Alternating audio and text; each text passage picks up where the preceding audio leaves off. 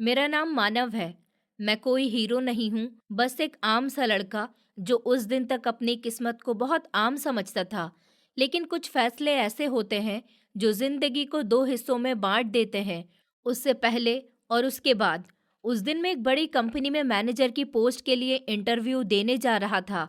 दिल जोर जोर से धड़क रहा था। सालों की मेहनत, घर वालों की उम्मीदें और मेरी अपनी जिद, सब उसी एक इंटरव्यू पर टिकी हुई थी। मैं कंपनी से बस कुछ ही दूरी पर था कि अचानक रास्ते में शोर सुनाई दिया। एक बूढ़ा आदमी सड़क पर गाड़ी के नीचे कुचला हुआ पड़ा था। चारों तरफ लोग थे। कोई वीडियो बना रहा था, कोई हंस रहा था, कोई लाइव चला रहा था, लेकिन कोई भी उसकी मदद नहीं कर रहा था। मैं वहीं जम सा गया। नजरें उस बूढ़े चेहरे पर टिक गईं जो दर्द से तड़प रहा था। उस पल मेरे दिमाग में सिर्फ एक सवाल था, नौकरी या फिर इंसानियत। मैंने इंटरव्यू का ख्याल वहीं छोड़ दिया। भीड़ को चीरते हुए आगे बढ़ा। उस बूढ़े आदमी को अपने कंधे पर उठाया और सीधे अस्पताल की तरफ भागा। जब तक सब हुआ, इंटरव्यू का वक्त खत्म हो चुका था। मैं रोता हुआ, हांफता हुआ इंटरव्यू के लिए कंपनी पहुंचा, लेकिन गेट पर खड़े गार्ड ने मुझे धक्का देकर बाहर निकाल दिया कि अब बहुत देर हो चुकी है। मैं कुछ बोल पाता उससे पहले अंदर से एक बड़ी चमचमाती गाड़ी निकली। दरवाज़ा खुला और उस गाड़ी से जो उतरा, उसे देखकर मेरी सांसें रुक गईं। वही बूढ़ा आदमी जिसे मैंने सड़क से उठाया था, लेकिन इस बार उसके चेहरे पर दर्द नहीं था। उसके साथ सिक्योरिटी थी और उसकी चाल किसी आम इंसान जैसी नहीं थी। मुझे उसी पल समझ आ गया, वो इंटरव्यू पैनल का ही कोई बड़ा आदमी था। रात हो चुकी थी। मैं बिल्कुल सुन सा अपने घर के बरामदे में बैठा था। जिस नौकरी के लिए मैंने सबके कान खा लिए थे, वो किसी और को मिल चुकी थी। दिल खून के आंसू रो रहा था। तभी दरवाजे पर दस्तक हुई। मैंने अपने छोटे भाई को आवाज दी, लेकिन शायद वो पढ़ाई में बिजी था। मजबूरन मुझे खुद ही उठना पड़ा। दरवाजे के पास जाकर मैंने ऊंची आवाज में कहा, कौन है? पर कोई जवाब नहीं आया। मैंने फिर कहा कि कौन है? तभी बाहर से एक बूढ़ी सी भारी आवाज आई, तुम्हारी किस्मत दरवाजे पर खड़ी है बेटा, दरवाजा खोलो। मेरा दिल मानो धड़कना भूल गया। ये आवाज मैं हजारों की भीड़ में भी पहचान सकता था। फिर मैंने दरवाजा खोला तो सामने वही बूढ़ा आदमी खड़ा हुआ था, लेकिन अब उसके कपड़े महंगे थे और पीछे वर्दी पहने गार्ड्स खड़े हुए थे। वो बिना पूछे घर के अंदर दाखिल हुआ और बोला कि घर छोटा है तुम्हारा, क्या यहाँ ज्यादा लोग रहते हैं? मैं हिम्मत करके बोला कि आप बिना इजाजत ऐसे अंदर नहीं आ सकते, लेकिन तब तक उसके गार्ड भी अंदर आ चुके थे। उनके हाथों में गिफ्ट बॉक्स थे जो उन्होंने मेरी चारपाई पर रख दिए और चुपचाप बाहर चले गए। अब बरामदे में सिर्फ मैं और वो बूढ़ा आदमी था। उसने मुझे देखते हुए कहा, अगर आज तुम मेरी मदद नहीं करते तो मैं जिंदा तुम्हारे सामने खड़ा नहीं होता। मैंने धीमी आवाज में कहा कि मैंने इंसानियत के नाते किया, इसमें कोई एहसान नहीं था। वो मुस्कुराया और फिर बोला, वहां सैकड़ों लोग मौजूद थे, लेकिन सिर्फ एक तुम थे जिसने मेरी मदद की और मेरी वजह से तुम्हारा इंटरव्यू छूट गया। इतना कहकर उसने एक फाइल और एक लिफाफा मेरी तरफ बढ़ाया।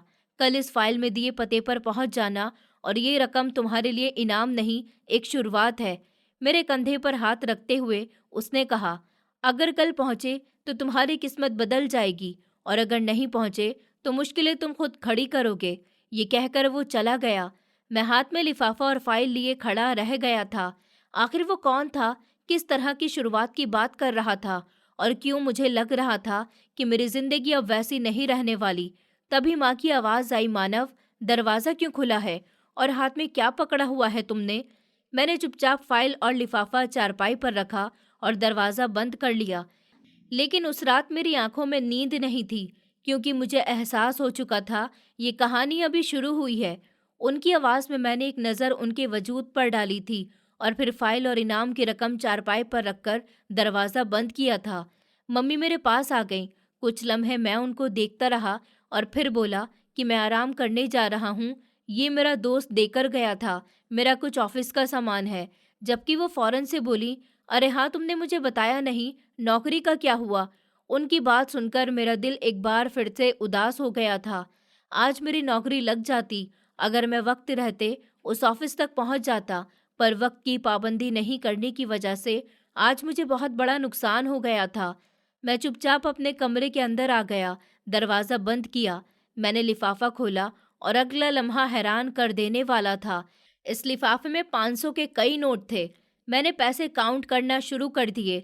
जैसे जैसे मैं नोट काउंट करता जा रहा था, मेरी आंखें चार हो गईं। वो पूरे 2 लाख रुपए थे और साथ में उसकी एक एड्रेस भी मौजूद था। मैंने कार्ड निकालकर गौर से देखा था। ये एक और ऐसी कंपनी के ऑफिस का कार्ड था। मेरे दिल में अजीब अजीब तरह के ख्याल आने लगे। मुझे यहाँ पर जाना चाहिए या फिर नहीं। इन पैसों के जरिए एक नया कारोबार भी शुरू करना चाहिए। पर फिलहाल मैंने जाने पर ही खुद को तैयार किया था। रात धीरे धीरे करके पिघलती चली गई। मेरे पास 2 लाख रुपए थे और अभी कुछ देर तक मैं 1,000 रुपए को भी तरस रहा था। पर इतने पैसे आने के बावजूद मुझे खुशी महसूस नहीं हो रही थी, बल्कि अजीब सी बेचैनी पूरे वजूद में फैल रही थी। मुझे एक पल भी रात को नींद नहीं आई। अगली सुबह का सूरज पूरी तेजी से रोशन हुआ था। मैं फौरन से जागा। नहा धोकर मैंने कपड़े बदल लिए और शीशे के सामने खड़ा होकर एक गहरी सोच में शामिल हो गया। अगला लम्हा लगा था और मैं कल के इस वाक्य में खो गया जिसने आज मेरी जिंदगी बदल दी। मैं कई दिनों से जॉब के लिए बहुत ज़्यादा परेशान इधर उधर फिर रहा था। इतना ज़्यादा परेशान था कि मेरी रातों की नींद उड़ी हुई थी। एक पल भी मुझे चैन नहीं आता था। मम्मी की बातें हर वक्त मुझे टेंशन देती। बहन की शादी भी करनी है, छोटे भाई की पढ़ाई का खर्चा भी है। तुम्हारे पापा इस उम्र को पहुंचे हैं, अब वो घर नहीं चला सकते। तुम्हें अपने पाँव पर खड़ा होना पड़ेगा। मैं पहले छोटी मोटी नौकरी करके अपना खर्च निकाल रहा था, पर अब मम्मी की बातें सुनकर मैंने एक बहुत बड़ी कंपनी में अप्लाई किया था।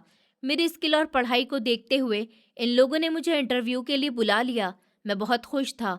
मुझे ऐसा लगता था जैसे अब मंजिल मिल गई है। मुझे पता था अगर कंपनी में मेरी नौकरी हुई तो मुझे लाख से 1.5 लाख रुपए सैलरी तो मिलेगी, लेकिन ये सिर्फ और सिर्फ मेरे अपने सपने थे। वक्त की पाबंदी करते हुए मैं सुबह ही इंटरव्यू के लिए अपनी बाइक निकाल चुका था, इस बात से अनजान कि आज मेरे साथ क्या होने वाला है। अभी 2 रोड ही पार किए थे जब अचानक से मेरी नज़र भीड़ के ऊपर गई। न जाने बचपन से ही क्यों मुझ में बहुत ज़्यादा क्यूरोसिटी थी। अगर कोई चीज़ मेरे दिमाग के मुताबिक नहीं हो, कुछ न कुछ उसमें उलझन हो, मैं उस मामले में ज़रूर शामिल हो जाता था। खुद को रोका भी कि अभी मुझे फ़िलहाल ऑफिस जाना चाहिए, मेरा इंटरव्यू है। पर आदत से मजबूर मैं उस भीड़ की तरफ चला गया। पर अगला ही लम्हा हैरान कर देने वाला था। वहाँ पर एक बुढ़ा ज़मीन पर पड़ा हुआ था। लोग उसकी वीडियो बना रहे थे, मजाक उड़ा रहे थे, पर कोई भी उसकी मदद करने को तैयार ही नहीं था। उसके हाथ पांव भी छिल चुके थे, लेकिन वो बूढ़ा आदमी रास्ता पार कर रहा था जब किसी गाड़ी ने उनको टक्कर मार दी। मैं हैरान हो रहा था कि आखिर इतने नौजवान लोग खड़े तमाशा देख रहे हैं, कोई मदद क्यों नहीं कर रहा। मैं फौरन भीड़ चीरता हुआ उस बूढ़े के पास आया था और उनको सहारा देकर खड़ा किया। जबकि उनकी हालत बहुत ज़्यादा बुरी हो रही थी, लोग अचानक से ही मुझ पर चीखने लगे कि आखिर तुम्हें परेशानी क्या है। वो खुद खड़ा होकर चला जाएगा, हटो, हमें वीडियो बनाने दो। जबकि मैं हैरान हो गया। आज से पहले मैंने रोड पर ऐसा वाक्य कभी भी नहीं देखा था। किसी नौजवान को भी अगर चोट लगे तो फौरन से मदद करने के लिए लोग आगे बढ़ते हैं, पर आज हैरानी के तौर पर कोई आगे नहीं आ रहा था, बल्कि ऐसी घटिया बातें कर रहे थे। मैं फौरन से चिल्लाया कि दिमाग तो ठीक है तुम लोगों का, एक बूढ़ा आदमी तकलीफ से तड़प रहा है और तुम्हें वीडियो बनाने की पड़ी हुई है। बस कंटेंट चाहिए, कुछ तो इंसानियत जिंदा रखो अपने अंदर कि ये वक्त तुम सब पर भी आ सकता है। ये कहकर मैं उस बूढ़े आदमी को अपनी बाइक तक लेकर आया और उनको बाइक पर बैठाते हुए नरमी से बोला कि अंकल, हम अभी हॉस्पिटल चलते हैं, आपको दवाई दिलाकर फिर मैं अपने काम से चला जाऊंगा। बाइक पर बैठकर आप मुझे पकड़ लोगे ना? उन्होंने सर हाँ में हिलाया। मैंने घड़ी पर वक्त देखा। मेरे पास सिर्फ आधा घंटा था। मुझे किसी भी कीमत पर अपने ऑफिस पहुंचना था। मुझे पता था इस कंपनी के लोग काफ़ी सख्त हैं। वक्त की पाबंदी नहीं करने पर ये लोग काम नहीं देंगे। पर अब मैं मजबूर हो गया था और एक बूढ़े आदमी की मदद करना मेरे लिए ज़्यादा ज़रूरी महसूस हो रहा था। मेरे पापा हमेशा कहते थे, कभी किसी बूढ़े या किसी भी बेसहारा इंसान को तकलीफ में देखो तो उसकी मदद कर दिया करो, क्योंकि एक वक्त बाद तुम पर भी है, वो वक्त आएगा। और मुझे भी ऐसा ही लगता था। बूढ़ा होने के बाद इंसान बिल्कुल बेबस हो जाता है, और उस वक्त वो बूढ़ा आदमी भी बहुत बेबस लग रहा था। इसलिए मैं हर चीज़ भुलाए हुए था। उनको लिए अस्पताल पहुंच गया। अस्पताल में आज ज़रूरत से भी ज़्यादा भीड़ मौजूद थी। मैंने अपनी जेब से अपना बटुआ निकाला और पैसे देखे थे। ज़्यादा से ज़्यादा पेट्रोल के 300 रुपए ही मौजूद थे। अगर मैं इसमें उनकी मरहम पट्टी करवा देता, तो फिर मैं घर कैसे पहुंचूंगा? इस ख्याल के तहत मैंने उनको देखा, लेकिन उनकी हालत ऐसी नहीं थी कि मैं पैसों का ध्यान करता। मैं सर झड़कते हुए फौरन ही अंदर ले गया। कुछ ही लम्हों के बाद उनकी मरहम पट्टी होना शुरू हो गई, जबकि मैं बार बार उस मेल नर्स को इशारा कर रहा था कि जल्दी करो, मुझे देर हो रही है। पर उनकी मरहम पट्टी होते होते पूरा 1 घंटा ही बीत गया, क्योंकि पेशेंट पहले भी वहां मौजूद थे। फिर मैंने उन अंकल को देखा था। इरादा उनको यहीं पर छोड़कर अपने काम पर निकल जाने का था, पर फिलहाल मैं ऐसा नहीं करना चाहता था। मैं नरमी से बोला कि अंकल, आपका घर कहाँ पर है? मैं आपको छोड़ देता हूँ, या आप किसी को फ़ोन करके बुला लीजिए। मुझे बहुत देर हो रही है। आज मेरा एक बड़ी कंपनी में इंटरव्यू है। अगर मैं वक्त पर नहीं पहुंचा, मुझे नौकरी नहीं मिलेगी। मेरी बात सुनकर वो काफ़ी मायूस हो गए। चेहरा झुक गया। उनको इतना मायूस देखकर मैं नरमी से बोला, क्या बात है? कोई आएगा नहीं, या घर जाने के पैसे नहीं हैं? वो बोले कि मेरा कोई नहीं है बेटा, मैं अपने दोस्त के घर पर रह रहा हूँ। अब वो लोग मुझे लेने तो नहीं आएंगे। तुम एक काम करो, मुझे कुछ पैसे दे दो, मैं रिक्शा करके घर चला जाऊंगा। कहीं अपना जुगाड़ देख लूंगा। मैं तुम्हारी मजबूरी भी समझ सकता हूँ। मेरे पास पैसे थे, पर वहां पर एक्सीडेंट की जगह पर वो बटुआ गिर गया। उनकी बात सुनकर मैंने अपना पर्स खोला। उसमें अब 100 रुपए का नोट ही रखा हुआ था। मैंने दिल पर पत्थर रखकर पैसे उनको दे दिए और उनका चेहरा देखते हुए बोला कि ये आखिरी नोट मेरे पास था, पर मुझे पता है अभी इन पैसों की ज़रूरत आपको है। मैं आपको घर पर छोड़ देता, लेकिन मैं भी बहुत मजबूर हूँ। मेरी बात सुनकर उन्होंने सर को हल्का सा हिलाया और मुझे जाने का इशारा कर दिया। जबकि मैं हॉस्पिटल से बाहर निकल आया था। अभी मैं गाड़ी पर ही बैठा हुआ था, जब मेरा ज़मीर मुझे आवाज़ देने लगा। एक बूढ़ा इंसान जिसके हाथ पांव बहुत ज़्यादा ज़ख्मी है। क्या मुझे इस इंसान को ऐसे छोड़ देना चाहिए? क्या 100 रुपए के नोट में वो अपने घर पर पहुंच जाएगा? मैं फौरन से वापस अंदर आया। वो बूढ़ा आदमी धीरे धीरे दरवाजे के पास ही आ रहा था। मैं फौरन से उनकी तरफ बढ़ा था और सहारा देते हुए बोला कि अंकल, आप मुझे अपने घर का एड्रेस बता दो, मैं आपको छोड़ देता हूँ। मेरे दिल को तसल्ली नहीं हो रही। आपके हाथ पाँव में चोट लगी हुई है। पता नहीं इन पैसों में आप घर पर पहुँच पाओगे भी या नहीं। जबकि वो सर झुकाकर बोले, बेटा, मैं इन पैसों में घर नहीं पहुँच पाऊंगा। मेरा घर काफ़ी दूर है। तुम्हें बिना वजह परेशानी होगी। मैं किसी से मदद लेकर चला जाऊंगा। जबकि मैं सर नामे हिलाकर बोला कि आज के ज़माने में सब अपना ही भला देखते हैं। आपको कितनी ज़्यादा चोट लग चुकी थी, पर लोग आपकी मदद करने की जगह आपके वीडियो बनाकर अपना कंटेंट हासिल कर रहे थे। आइए, मैं आपको छोड़ देता हूँ। फिर उस बूढ़े आदमी ने 100 रुपए का नोट मुझे वापस कर दिया था। मैं उनको गाड़ी पर बैठाकर उनके बताए हुए रास्ते पर बढ़ने लगा। अब मुझे देर हो गई थी। नौकरी न मिलने की उम्मीद मुझे पूरी पूरी थी, पर अब भी मैं हिम्मत नहीं हारा था। मैंने तकरीबन 15 मिनट गाड़ी चलाई और फिर एक ख़राब हालत घर के सामने उनको उतार दिया। उन्होंने मुझसे यहीं उतरने के लिए कहा था। वो मेरे सर पर हाथ रखते हुए बोले कि आज जो तुमने मेरे लिए किया है, मैं ज़िंदगी भर नहीं भूलूंगा, और मैं वादा करता हूँ कि इसका इनाम तुम्हें ज़रूर दूंगा, और ऐसा इनाम दूंगा कि तुम सारी ज़िंदगी मुझे याद रखोगे। अब तुम जाओ और अपनी नौकरी का बंदोबस्त करो। जबकि मैं उनसे हाथ मिलाकर फौरन से कंपनी की तरफ बढ़ गया। दिल में एक ही बात का डर बैठा हुआ था कि न जाने नौकरी मिलेगी या फिर नहीं, या फिर मुझे आज भी मायूसी ही मिलेगी। पर मैं प्रार्थना मांग रहा था कि ऊपर वाले मुझे नौकरी मिल जाए। मेरे बाप की ऐसी उम्र नहीं है कि मैं अब उनको कमाता हुआ देखूं। मेरी बहन बड़ी हो रही है, मुझे उसको भी शादी करके विदा करना है। मेरा छोटा भाई जवान हो रहा है। जिस तरह मैंने अपने बाप के पैसे पर पढ़ाई हासिल की है, खुशियों भरी जिंदगी गुजारी है, मैं अपने भाई को ऐसे ही सुकून भरी जिंदगी देना चाहता था। पर हालात इतने ज़्यादा भारी नज़र आ रहे थे कि मुझे कोई सपना पूरा होता हुआ नज़र नहीं आ रहा था। ऐसे ही प्रार्थना मांगते मांगते मैं कंपनी तक पहुंच गया। गाड़ी एक तरफ पर पार्क करी और अंदर की तरफ बढ़ा था। अभी मैं दरवाजे के पास ही पहुंचा था, जब गार्ड ने मेरे आगे हाथ कर दिया था और मुझे देखते हुए बोला कि कहाँ पर जा रहे हो। मैंने फौरन से उसके सामने अपनी फाइल की थी और बोला कि आज मेरा इंटरव्यू है इस कंपनी में। तो वो बोला कि मुझे पता है कि कंपनी में इंटरव्यू होने थे, वो हो गए, तो आप यहाँ से जाइए। आपका इंटरव्यू अब नहीं होगा। जो लोग वक्त की पाबंदी नहीं करते, उन लोगों को इसी तरह से बेइज्जती नसीब होती है। उसकी बात सुनकर मैं हाथ जोड़कर बोला कि भाई, मुझे पता है अभी इंटरव्यू चल रहे होंगे और मेरा नंबर वैसे भी लास्ट है, मुझे जाने दो। मुझे नौकरी की बहुत ज़्यादा ज़रूरत है। मैं एक आदमी की मदद करने में अटक गया था, वरना वक्त के बहुत पहले आ जाता। जबकि वो मुझे पीछे धकेलता हुआ बोला कि समझ नहीं आ रहा, जाओ यहाँ से। तुम जैसे लापरवाह लोगों के लिए हमारी कंपनी में कोई जगह नहीं है। जो इंसान इंटरव्यू में ही लेट पहुंच रहा है, वो कैसे जॉब करेगा? जाओ यहाँ से। जबकि मैं एक बार फिर से उसके आगे हाथ जोड़कर बोला कि तुम यहाँ पर गार्ड हो, मैं तुम्हें बुरा भला नहीं कह रहा, ना ही बुरी नज़रों से देख रहा हूँ। मैं तुमसे बस रिक्वेस्ट कर रहा हूँ, मुझे जाने दो। ऊपर वाले के लिए मुझे नौकरी की बहुत ज़्यादा ज़रूरत है।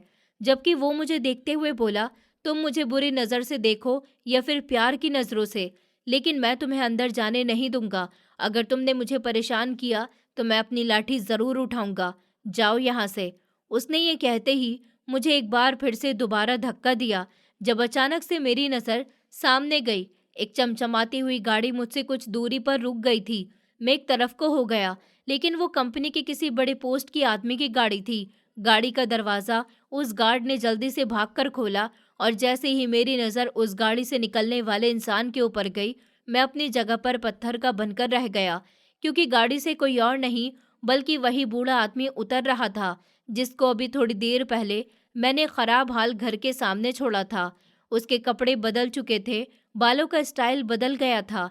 उसको देखकर ऐसा लग रहा था कि जैसे वो इसी कंपनी का मालिक हो। उसने खामोश निगाह मेरे वजूद के ऊपर डाली और बिना कुछ भी कहे अंदर चला गया, जबकि मैं ऐसा हो चुका था कि काटो तो बदन में खून नहीं। ये आदमी इतनी अच्छी हालत में कैसे हो सकता था? मैंने उसकी कितनी मदद की थी, क्या वो मेरे पास नहीं आ सकता? वो मेरी आंखों के सामने अंदर चला गया और मैं कुछ भी नहीं कर पाया था। मुझ में हिम्मत नहीं रही थी दोबारा इसी चौकीदार के पास जाने की। फिर चुपचाप मैंने अपनी गाड़ी निकाली और वापस घर की तरफ मुड़ गया। मैं अभी इन यादों में ही खोया हुआ था जब कमरे का दरवाज़ा खोलकर मेरी माँ अंदर दाखिल हुई। उनके आने पर मैं एकदम से होश की दुनिया में लौट आया था। वो मेरे बिल्कुल पीछे आकर खड़ी हो गई और मेरे कंधे पर हाथ रखते हुए बोली कि कल तुम्हारे पापा को मैंने बताया कि तुम्हारी नौकरी लग गई है। बहुत खुश होकर वो तुम्हें आशीर्वाद दे रहे थे। उनका कहना था कि तुम उनके सबसे अच्छे बेटे हो, हर बात मानते हो, अच्छी एजुकेशन भी हासिल कर ली है, अब नौकरी भी करना शुरू कर दी है। तुम जैसा बेटा नसीब वालों को ही मिलता है। अच्छी नौकरी मिल जाने के बाद अपने माँ बाप को मत भूलना, उन्होंने तुम्हारे लिए बहुत कुछ किया है। जबकि मेरा दिल अजीब सी हालत में है। उनको बता नहीं पाया था कि मम्मी, मुझे अभी नौकरी नहीं मिली है, अभी सिर्फ मुझे बुलाया गया है। पर उनकी आंखों में मौजूद चमक को देखकर मैं खामोश हो गया था और सर हाँ में हिलाकर अपनी फाइल उठाए बाहर निकल गया। उन्होंने मुझे नाश्ते के लिए बहुत रोका, पर फिलहाल मैं इस जगह पहुंचना चाहता था जहां पर आज मुझे नौकरी मिलने के चांस थे। ये बात तो तय हो गई थी। कल मैंने जिसकी मदद करी थी, वो मदद नहीं थी बल्कि कोई इम्तिहान था जो मेरा लिया गया था और मैं इस इम्तिहान में पास हो गया। 2 लाख रुपए की रकम इतनी आसानी से कोई भी आदमी खड़े खड़े नहीं देता, चाहे वो कितना ही करोड़पति क्यों ना हो। वो कभी अपना पैसा इस तरह से किसी के ऊपर नहीं लुटाता। मैं एड्रेस के मुताबिक उस कंपनी में पहुंच गया। इस बड़ी कंपनी को देखकर मेरी आंखें बड़ी बड़ी हो गईं। वहां पर 2 गार्ड खड़े हुए थे। मैंने गाड़ी एक तरफ को लगाई और सामने की तरफ बढ़ गया। आज मैंने वक्त में जरा सी भी देरी नहीं करी थी, न ही रोड पर इधर उधर नजर दौड़ाई। कल के वाक्य ने मुझे एक सबक तो सिखा दिया था, जहां पर आप जा रहे हैं इंसान को सिर्फ वहीं पर नजर रखनी चाहिए। मैं जानता हूँ ये सोच गलत है। अगर आपकी नज़र में कोई ऐसा इंसान आ रहा है जो परेशान है, उसको किसी बात की मदद चाहिए, तो आप उसकी मदद करेंगे। यही इंसानियत का नाम है। पर मैं इस वाक्य से इतना ज़्यादा डर चुका था कि आज मैंने कहीं भी ना देखने का सोचा और मौका इंसान को बार बार नहीं मिलता। मैं पास पहुंचा तो एक गार्ड मेरे नज़दीक आ गया और मुझे देखते हुए बोला कि आपका नाम मानव है। मैंने सर हाँ में हिलाया। वो फौरन से बोला कि आपका इंतज़ार सीईओ साहब काफ़ी देर से कर रहे हैं। उन्होंने 1 से 2 बार अंदर से आदमी भेजे हैं आपके बारे में पूछने के लिए कि आप आ गए हैं या नहीं। आप फर्स्ट फ्लोर के तीसरे रूम में चले जाइए, वहाँ पर सीईओ साहब का कमरा है। आज आपके लिए वो जल्दी आए हैं। उनकी बात सुनकर मैं कुछ भी नहीं बोला, बस खामोशी से अंदर चला गया। अंदर दाखिल होते ही एक बड़ा सा रिसेप्शन बना हुआ था और फिर सामने सीढ़ियां मौजूद थी, लिफ्ट भी थी, लेकिन फिलहाल मैंने सीढ़ियों को ही अपने लिए चुन लिया था। जैसे जैसे मैं कदम बढ़ाता जा रहा था, मेरे दिल की धड़कनें बढ़ती जा रही थी। मुझे यहाँ पर क्यों बुलाया गया है और कौन सा सीईओ है जो मेरे लिए अपनी नींद खराब कर रहा है और यहाँ बैठकर मेरा इंतजार कर रहा है। सीढ़ियाँ चढ़ते हुए मैं फर्स्ट फ्लोर पर पहुँच गया। तीसरे कमरे की साइड पर बड़े बड़े शब्दों में सीईओ का नाम दर्ज था, मिस्टर जयंत। मैं दरवाजे के पास पहुंच गया।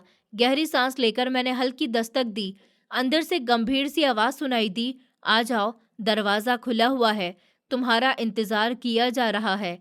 उनकी आवाज सुनकर मैं लम्हों में पहचान गया कि ये तो वही आदमी था जिसकी कल मैंने मदद करी थी और जो कल मेरे घर पर आया था, मुझे 2 लाख रुपए दिए थे और इस कंपनी में आने की दावत दी थी। मैं दरवाज़ा खोलकर अंदर दाखिल हुआ। सामने मेरी सोच के मुताबिक वही आदमी बैठा हुआ था और उसके अलावा एक आदमी और खूबसूरत लड़की और एक लड़का भी बैठा हुआ था जिसकी उम्र तकरीबन 26 से 27 साल थी। मैंने इन तीनों को नमस्ते किया, जबकि वो बूढ़ा आदमी अपनी जगह से खड़ा हो गया और मेरे पास आकर मुझे गले लगा लिया। इतनी बड़ी कंपनी का सीईओ मुझे गले लगा रहा था, ये मेरे लिए बहुत ज़्यादा बड़ी बात थी। वो मुझे बिठाते हुए बोले कि कब से हम तुम्हारा ही इंतज़ार कर रहे हैं, तुम आज लेट क्यों आए हो? मैंने घड़ी की तरफ नज़र डाली, टाइम बिल्कुल परफेक्ट था। मैं उनको देखते हुए बोला कि कार्ड पर 9 बजे का टाइम था, इसी वक्त पहुंचा हूँ, जबकि वो बोले कि मेरे दिमाग से निकल गया था। मैं समझा तुम 8 बजे आओगे। खैर बैठो, बताओ नाश्ता किया है तुमने? क्या लोगे, चाय या कॉफ़ी? जबकि मैं फ़ौरन से बोला कि सर मैं कुछ भी नहीं लूँगा। मुझे अभी तक कुछ भी समझ नहीं आ रहा कि आपने मुझे यहाँ पर क्यों बुलाया है? आप कौन हो? और वो एक्सीडेंट वो सब क्या था? मेरी बात सुनकर वो हल्का सा मुस्कुराए और मुझे देखते हुए बोले कि बस इतना समझ लो, तुम्हारी ज़िंदगी बदलने वाली है, पर तुम्हें कुछ इम्तिहान अभी भी देने होंगे। अगर तुमने वो इम्तिहान पास कर दिए, याद रखना तुम्हारी ज़िंदगी बदल जाएगी। तुम एक ऐसी ज़िंदगी गुजारोगे जिसकी लोग तमन्ना करते हैं। समझो तुम्हारी एक भलाई तुम्हें कहाँ तक पहुँचाने वाली है। उनकी बात मेरी समझ से बाहर थी। मैंने नज़र घुमाकर देखा। वो लड़की मुझे बहुत ज़्यादा प्यार भरी नज़रों से देख रही थी। चेहरे पर एक बड़ी सी मुस्कुराहट, जबकि उसके बराबर में बैठा हुआ एक लड़का, उसका तो बस ही नहीं चल रहा था कि वो मुझे अभी कच्चा चबा जाए। उसकी आंखों में मौजूद मेरे लिए नफरत साफ झलक रही थी। इन दोनों की तरफ देखकर वो आदमी मुझे देखते हुए बोला कि ये दोनों मेरे बच्चे हैं, ये मेरी बेटी लावण्या और ये मेरा बेटा बलवीर। लेकिन आज मैं इस जगह पर बैठा हुआ हूँ कि इन दोनों में से किसी एक को भी अपनी जायदाद नहीं देना चाहता।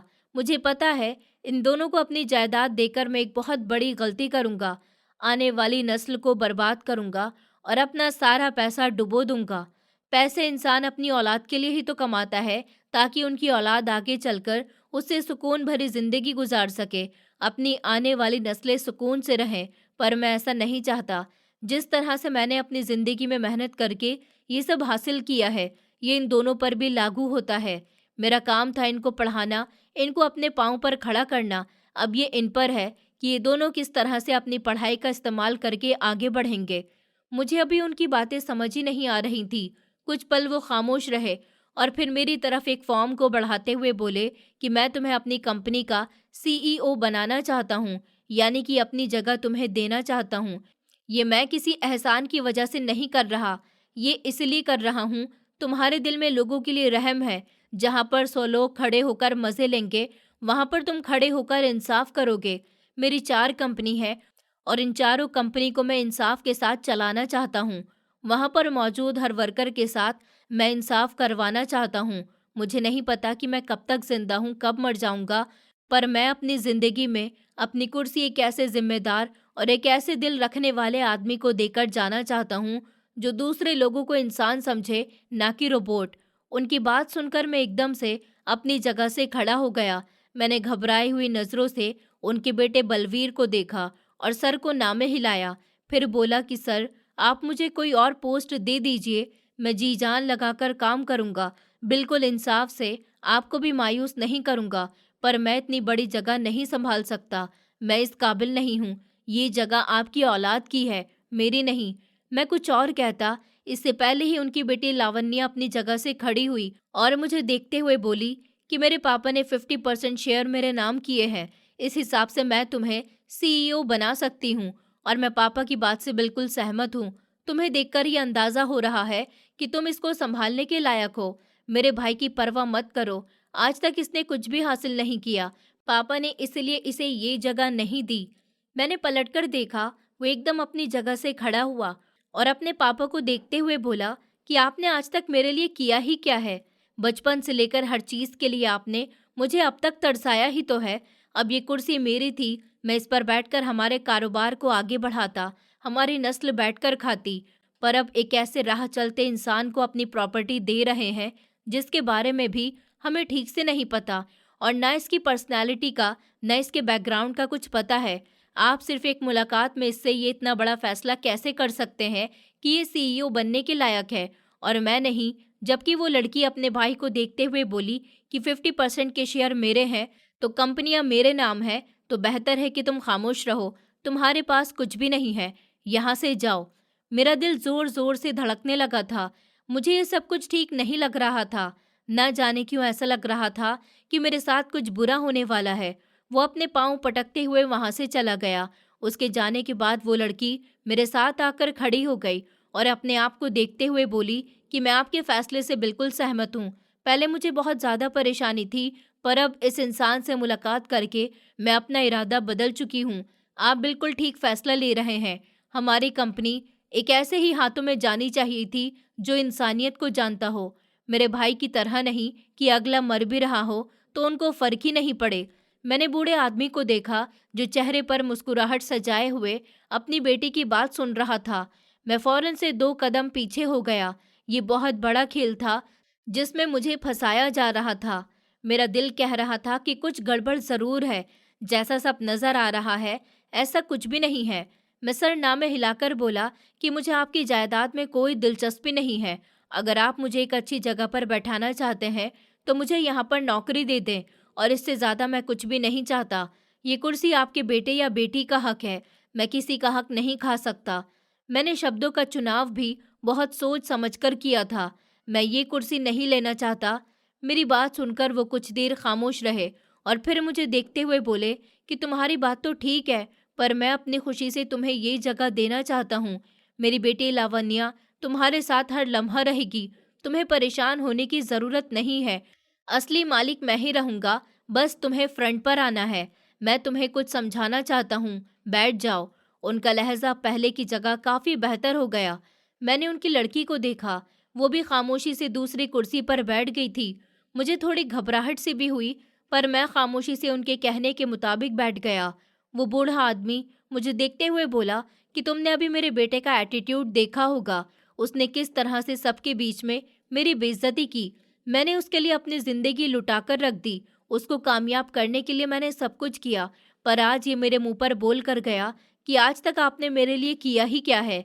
हालांकि ये अच्छी तरह जानता है इसके लिए क्या कुछ किया है, पर औलाद के आगे बाप बेबस हो जाते हैं, जैसे कि आज मैं हो गया हूँ। मैं कभी भी अपनी जगह किसी गैर इंसान को नहीं दे सकता। मैंने ये सब कुछ बहुत मुश्किल से बनाया, सिर्फ और सिर्फ अपने दोनों बच्चों के लिए, बलवीर और लावण्या के लिए। बेटा, मैं जानता हूँ मैं तुम्हारे जज्बात के साथ खेल रहा हूँ, पर उसके बदले तुम्हें पैसे मिलेंगे, यानी कि तुम्हारी जॉब यहाँ लग चुकी है। दरअसल कल जब कई लोगों के इंटरव्यू लेने थे, मैंने सिर्फ तुम्हें ही चुना था। सबसे पहले मैंने सब कैंडिडेट के बैकग्राउंड को चेक किया। उन सब के बैकग्राउंड में मुझे तुम्हारा बैकग्राउंड बहुत अच्छा लगा, जो अपने बाप, भाई, बहन और माँ के लिए कमाना चाहता था। इसलिए मैंने सिर्फ तुम्हें ही चुना था। वहाँ पर मौजूद भीड़ के आदमी मेरे ही थे। मुझे कोई चोट नहीं लगी थी और जिस डॉक्टर के पास तुम मुझे लेकर गए थे वो भी मेरा ही आदमी था। मुझे पता था तुम ज़्यादा से ज़्यादा मुझे किसी सरकारी हॉस्पिटल नहीं लेकर जाओगे, इसलिए मैंने एक ऐसे रोड को चुना था जहाँ पर करीब में कोई हॉस्पिटल हो। तुम इस अस्पताल में गए जो मैंने पहले से ही सोच रखा था। वहाँ पर मेरे कई नर्स मेल खरीदे हुए थे।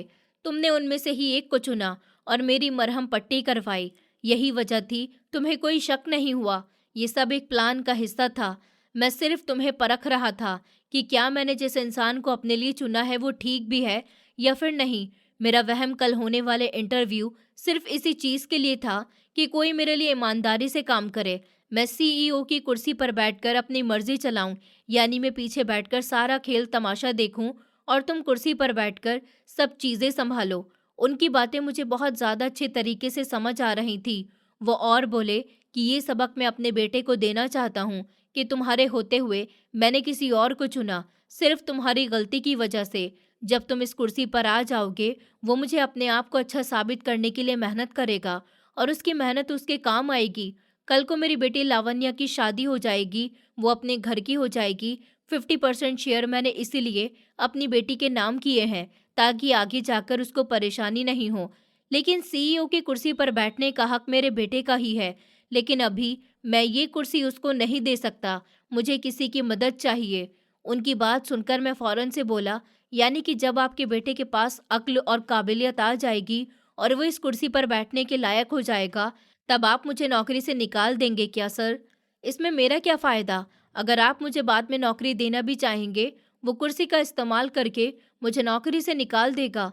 मेरी बात सुनकर उन्होंने सर हाँ में हिलाया था और मुझे देखते हुए बोले कि देखो बेटा, कोई भी काम परमानेंट तो नहीं होता। हर काम में कुछ न कुछ परेशानी ज़रूर होती है, पर हम तुम्हारी ये परेशानी दूर कर देंगे। इस कॉन्ट्रैक्ट में यही दर्ज है कि हमारे बीच कितनी भी लड़ाई झगड़ा क्यों ना हो जाए, अगर मेरे बेटे ने तुम्हें नौकरी से निकाल दिया तो उसके बदले तुम्हें पूरे 10 लाख रुपए इनाम के तौर पर मिलेंगे। और अगर मेरे बेटे ने तुम्हें नौकरी से नहीं निकाला तो तुम उसके असिस्टेंट बनकर रहोगे और तुम्हारी सैलरी पूरे 2 लाख रुपए महीना होगी। उनकी बात सुनकर मैं खामोश हो गया। मेरा दिमाग अब तेजी से काम करने लगा था। यानी कि अभी ये कुर्सी मुझे मिलती है तब भी मेरी यही सैलरी होगी। अगर उनके बेटे ने मुझे निकाल दिया तब भी मुझे पूरे 10 लाख रुपए ही मिलेंगे। मैंने फौरन से हाँ कह दिया। उन पैसों के जरिए मैं कारोबार भी कर सकता था। अगले दिन ही मैं ऑफिस पहुंच गया। बलवीर, लावण्या और वही अंकल पहले से आए हुए थे। उन्होंने बहुत इज्जत के साथ मुझे उस कुर्सी पर बैठा दिया। वो लड़का गुस्से की वजह से पागल हो रहा था, पर फिलहाल उसने खुद को संभाल लिया और आगे बढ़कर मुझे मुबारकबाद दी। उसका बाप बिल्कुल ठीक बोल रहा था। उसके बेटे को सिर्फ और सिर्फ यही दिखाना था कि अगर तुम नहीं सुधरे तो तुम्हारी जगह किसी और को दी जा सकती है। काफी देर तक वो लोग मेरे साथ ऑफिस में रहे और फिर चले गए। अभी मुझे इसी कुर्सी पर बैठे हुए कुछ ही देर हुई थी जब कमरे का दरवाजा खुला और वो लड़की यानी लावण्या अंदर दाखिल हुई। उसको देखते ही मैं सीधा होकर खड़ा हो गया। तब वो मुस्कुराकर बोली, क्या हुआ, खड़े क्यों हो गए हो, बैठ जाओ। मैं झिझकते हुए बैठ गया। वो मेरे सामने ही बैठ चुकी थी। कुछ लम्हे हम दोनों के बीच खामोशी रही और फिर वो मुझे देखते हुए बोली, क्या तुम शादीशुदा हो? उसकी बात सुनकर मैं थोड़ा आराम से हुआ, फिर खुद के जज्बात को संभालते हुए बोला कि नहीं, अभी शादी नहीं हुई। वो फौरन से बोली, फिर कोई मंगनी हुई होगी। मैंने सर ना में हिलाया। वो और बोली कि तो फिर कोई गर्लफ्रेंड वगैरह है जिससे तुम प्यार करते होगे। मैंने इस बार भी सर को ना में हिलाया। वो मुझे देखते हुए बोली कि तुम इतने अच्छे इंसान हो, शक्ल सूरत से भी इतने हैंडसम लगते हो, और फिर भी अभी तक अपनी जिंदगी में किसी लड़की को शामिल क्यों नहीं किया। उसकी बात सुनकर मैं कुछ लम्हे खामोश रहा और फिर बोला कि कभी ऐसा ख्याल दिमाग में आया ही नहीं। अभी कुछ सालों पहले मेरी पढ़ाई पूरी हुई है, छोटी मोटी नौकरी करके अपना खर्चा उठा रहा था। पहले मैं बहन की शादी करूंगा, पापा और मम्मी के लिए अच्छा घर ले लूंगा, उसके बाद अपने लिए लड़की ढूंढकर शादी करूंगा। अभी मेरी शादी करने का कोई इरादा नहीं है। मैं अभी फ़िलहाल अपने करियर पर फोकस करना चाहता हूँ और उम्मीद करता हूँ कि मुझे एक अच्छी लड़की मिले। वो खामोश हो गई। न जाने क्यों उसकी खामोशी मुझे भी खटक रही थी, पर मैं चुप ही रहा। उन दोनों बाप बेटी का प्लान सही साबित हुआ था। वो लड़का रोज आता, मेरे साथ बैठता, घंटों बातें करता, मुझसे काम भी समझता। मैं सोच रहा था कि शायद वो मुझे नफरत की नज़र से देखेगा कि उसके पापा ने मुझे उसकी जगह पर बैठा दिया, पर शायद जयंत साहब का प्लान सही साबित हो रहा था। वो अपनी जगह हासिल करने के लिए बदलने लगा था। अब वो अपनी काबिलियत दिखाता। मैं उसकी हर एक रिपोर्ट उसके बाप को देता जा रहा था। मैं किसी का हक नहीं खाना चाहता था, ये गलत था। मैं क्यों किसी का हक लेता? ये मेरी जगह नहीं थी, ये उनकी औलाद की जगह थी। मैं तो बस एक अनजान इंसान था, सिर्फ उनकी मदद करने के लिए यहाँ पर आया था। आज एक आम सही दिन था। मैं खिड़की के पास खड़ा हुआ आसमान को देख रहा था जब मुझे अपने पीछे आहट सी महसूस हुई। मैंने पलटकर देखा, लावण्या बिल्कुल मेरे पास आकर खड़ी हुई थी। उसको ऐसे करीब देखकर मैं थोड़ा सा घबराकर पीछे हट गया, जब अचानक उसने मेरी तरफ फूलों का गुलदस्ता बढ़ाया और मुझे देखते हुए बोली, शादी करोगी मुझसे? प्यार हो गया है मुझे तुमसे। जब पहली नज़र मैंने तुम्हें देखा तो दिल को भा गए थे। जब से तुम ख्यालों में ही रहते हो। मैं काफ़ी दिन से ये बात कहना चाह रही थी और हिम्मत नहीं कर पाई, लेकिन आज कह दी। मुझे अपने दिल की बात कभी तो कहनी ही थी, तो आज कह दी। मानव, मैं वादा करती हूँ कभी तुम्हें शिकायत का मौका नहीं दूंगी। तुम्हारे घर को अपना घर समझूंगी और तुम्हें भी अपना समझूंगी। बस एक बार मौका दे दो। उसकी बात सुनकर मैं बिल्कुल खामोश हो गया। ऐसा लगता था कि जैसे मेरे मन की कोई तमन्ना पूरी हो गई हो। मेरी आंखों में नमी आ गई। मैं फिर उनसे बोला कि मेरा और आपका कोई जोड़ भी नहीं है, ये कुर्सी भी मेरी नहीं है, मैं आपके भाई के लिए ये सब कुछ कर रहा हूँ। वो बोली कि मैं इसलिए ही तो तुम्हें पसंद करती हूँ। तुम पापा को भी सब कुछ बताते हो कि मेरे भाई ने क्या किया, वो कितना अच्छा काम कर रहा है। तुम बिल्कुल भी लालची नहीं हो। मैं असल में अपने लिए एक ऐसे इंसान को चूज करना चाहती हूँ जो मुझसे प्यार करे, मेरे जज्बात को समझे, ना कि मेरी दौलत से प्यार करे। उसकी बातें सुनकर मैं खामोश हो गया। हम दोनों का कोई जोड़ नहीं था, पर जिस लड़की से मैं प्यार कर रहा था वो मुझे प्रपोज कर रही थी। मैं भी तो पहली बार में ही देखकर उसे पसंद कर बैठा था, लेकिन अपने और उसके बीच की दीवार को लांघना नहीं चाह रहा था। और आज लावण्य ने खुद मेरे सामने से आकर अपनी फीलिंग्स मुझे बताई और अब मैं मना नहीं कर सकता था। मेरे जज्बात उमड़ गए। मैंने उसे एक्सेप्ट कर लिया। ये बात उसके पापा को जब पता चली तो मेरी उम्मीद से वो रिएक्शन बिल्कुल अलग था। मैं सोच रहा था कि शायद वो इस बात से ऐतराज़ उठाएंगे, लेकिन वो तो बहुत खुश हुए। उन्होंने फ़ौरन से ही हम दोनों की मंगनी करवा दी थी। मेरे घर वाले भी हैरान हुए थे, जबकि मैं खुद भी बहुत हैरान हो रहा था कि ऊपर वाले ने मुझ पर इतना ज़्यादा मेहरबानी कर दी। सिर्फ मेरी एक भलाई के ज़रिए मुझे इतना कुछ मिल गया। पता था अब ये कुर्सी चली जाएगी, तब मेरे पास एक ऐसी लड़की तो है जो मुझे बुलंदी पर पहुंचा देगी। और ऐसा ही हुआ था। उसके बाप ने जब अपने बेटे को काबिल बनते हुए देखा तो उसको वापस उसकी कुर्सी दे दी, मुझे उसका असिस्टेंट बना दिया। मुझे कोई फ़र्क नहीं पड़ रहा था, क्योंकि मैं वहीं पर काम कर रहा था जो मेरा था। जबकि उस लड़के ने भी मुझे गले लगाकर मेरा शुक्रिया किया कि तुम्हारी बदौलत ही मुझे मेरी असली जगह पता चली। पर मेरी मंगेतर लावण्या को ये बिल्कुल भी गवारा नहीं था कि मैं उसके भाई का असिस्टेंट बनकर रहूं। इसलिए वो अपनी कंपनी अपने भाई से अलग करके मुझे इस कंपनी का सीईओ बना चुकी थी। हम दोनों ने 2 महीने के बाद शादी भी कर ली थी और दोनों ही उस कारोबार को लेकर आगे बढ़ रहे हैं। मैं अपने साले बलवीर से कोई कंपटीशन नहीं करना चाहता, पर कुदरत हम दोनों को हमेशा सामने लाकर खड़ा कर देती है और मैं हमेशा उसके आगे से निकल जाता हूँ। और ऊपर वाले का मैं जितना शुक्र करूँ उतना ही कम है।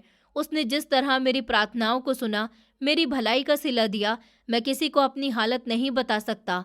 मैं सब सुनने वालों को यही कहना चाहता हूँ कि भलाई करते हुए ये नहीं सोचना कि उससे मुझे क्या फ़ायदा मिलेगा या फिर नहीं। बस ये सोचा करो कि अगला इंसान मेरी वजह से सुकून में आ जाएगा या नहीं। बाकी ऊपर वाला सही फैसला करने वाला है। उस दिन पहली बार मुझे उस कुर्सी से डर लगने लगा था। मैं अकेला अपने केबिन में बैठा था। सामने कांच की दीवार थी जिसके उस पार पूरी कंपनी चल रही थी। लोग भाग रहे थे, फाइलें आ जा रही थी, फैसले हो रहे थे। सब कुछ मेरे सामने एक साइन पर टिका था।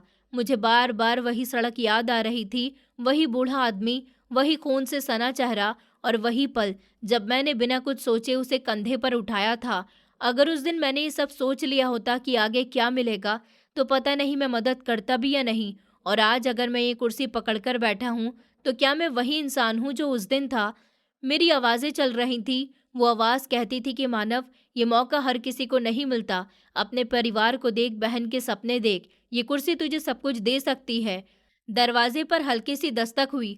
मैं चौंक गया तो वो मेरी पत्नी थी। वो अंदर आई, बिना कुछ कहे मेरे सामने बैठ गई।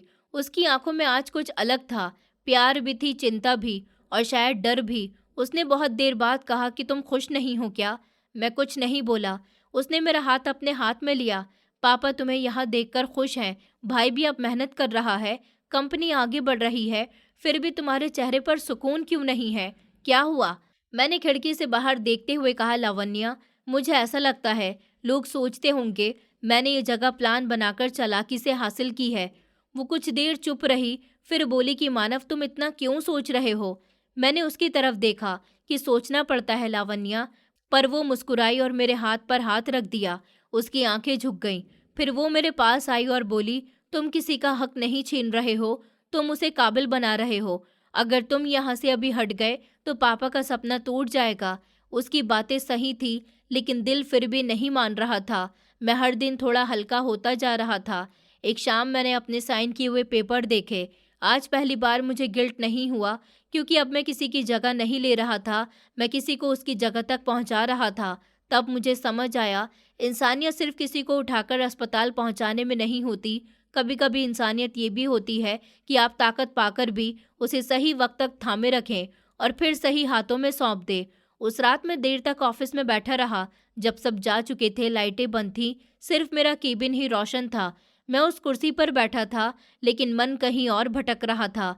मेरे सामने वही फाइलें थी जिन पर साइन करके मैं किसी की जिंदगी बदल सकता था, किसी को ऊपर उठा सकता था, किसी को नीचे भी गिरा सकता था। और यही सोच मुझे डराने लगी। मैंने खुद से पूछा, अगर कल को मुझ में वही घमंड आ गया तो मुझ में और बलवीर में क्या फर्क रह जाएगा। मैं उठकर खिड़की के पास गया। नीचे सड़क दिख रही थी, लोग भाग रहे थे, गाड़ियां चल रही थी। वही सड़क जहां एक दिन एक बूढ़ा आदमी गिरा था और जहां से मेरी जिंदगी ने मोड़ लिया था। अगर उस दिन कोई और रुक जाता तो शायद आज मैं यहाँ ना होता।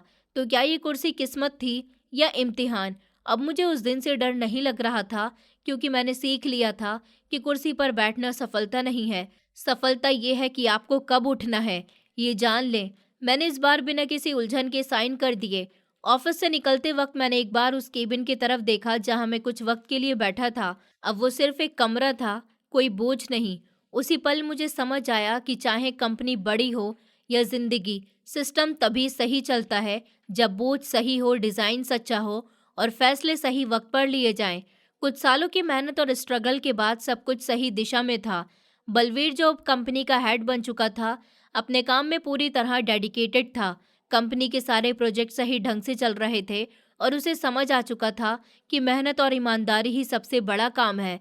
लावण्य, अब जो मेरी पत्नी थी, वो भी अपने काम में खुश और तसल्ली से थी। हमारे घर में हर सुबह हल्की हंसी, चाय की खुशबू और छोटे छोटे बातचीत के पल होते थे। हम दोनों अपने अपने काम में व्यस्त रहते हुए भी एक दूसरे के लिए समय निकालते थे। ऑफिस में माहौल अब बिल्कुल अलग था। टीम आराम से काम कर रही थी, लोग खुलकर अपनी बातें बता रहे थे और सभी अपने काम की दिक्कतें लेकर आकर सही सॉल्यूशन पा रहे थे। ग्राहक भी खुश थे, सामान देने वाले सहयोगी थे और कंपनी का नाम मेहनत और ईमानदारी की मिसाल बन चुका था। घर में भी सब खुश थे। मेरी माँ और भाई बहन जो पहले सिर्फ दूर से देख रहे थे, अब हर छोटी सफलता में मेरे साथ खुश होते। मेरी पत्नी और मैं एक दूसरे के साथ खुश थे, बिना किसी झिझक के। हमने कभी किसी का हक नहीं छीना और यही सोच हमें अंदर से तसल्ली देता। एक शाम मैं और मेरी पत्नी अपने घर के बरामदे में बैठे थे। बाहर हल्की हवा चल रही थी और बगीचे में फूलों की खुशबू फैल रही थी। मैंने उसकी ओर देखा, उसने मुस्कुराकर मेरी आंखों में देखा, मैं भी मुस्कुराया।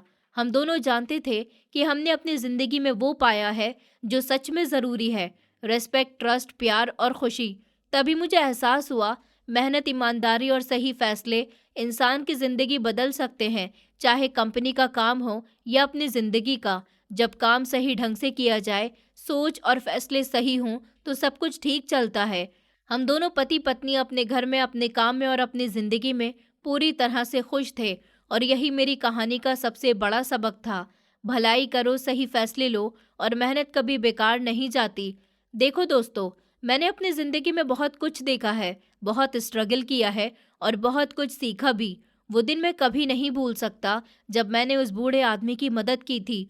मैं तो उस वक्त बस इंसानियत का फ़र्ज़ निभा रहा था, किसी इनाम या फ़ायदे की उम्मीद नहीं थी, लेकिन वही एक छोटा सा काम मेरी पूरी ज़िंदगी बदल गया। यही मुझे समझ आया कि ज़िंदगी में कभी भी किसी की मदद करने में पीछे मत हटो, चाहे सामने वाला इंसान आपका दोस्त हो या फिर कोई अजनबी। उसकी मदद करना हमारी असली ताकत है। और हाँ, मेहनत और ईमानदारी, ये दो चीज़ें समय चाहे कितनी भी कठिनाई लेकर आए, हमेशा अपना रंग ज़रूर दिखाती हैं। मैंने अपने काम में पूरी कोशिश की, हर छोटी गलती सुधारी, रात दिन मेहनत की और कभी शॉर्टकट्स नहीं लिए। पहले तो मुझे ऐसा लगता था कि ये सब बेकार है, पर धीरे धीरे नतीजा सामने आया।